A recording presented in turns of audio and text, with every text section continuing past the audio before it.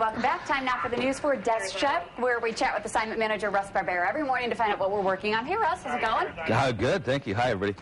What's going on today? Thank God for air conditioning today, let me tell you. Before we get to the weather, though, that accident that Gordy talked about on Route 5, it couldn't come at a worse time of day with the commuter traffic, but apparently our overnight photog, Chris Broadbent, just drove through it and said, it looks like a construction truck took down some power lines. Power lines are on top of a vehicle, which always creates a serious situation. So Route 5 is closed in both directions there because of that. And so we have some video, we'll bring it to you later, but if you haven't left yet and you go that way, don't go that way. Right. It's going to be bad. Good advice there. Yeah. All right, yeah. We're of course talking about the weather today. Yeah, a couple of things that struck me. I know we did a lot on it yesterday, but it's going to be a record tomorrow. But the power situation, you just talked about the train that got stuck. Yeah. Could you imagine that? No thanks.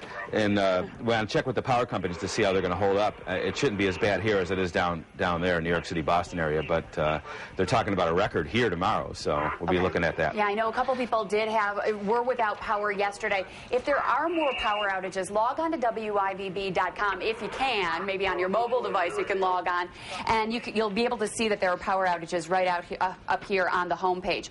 Now take a look. Here are some other weather features on the home page. You scroll right on here. Right here is where you see the news story, the big news story of the day. Then you'll see some other news stories that go along with it.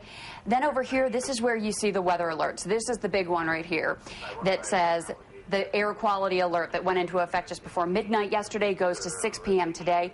Here's where you see the whole forecast. You can click on the 7-day forecast and then scroll down all the way to the bottom over here.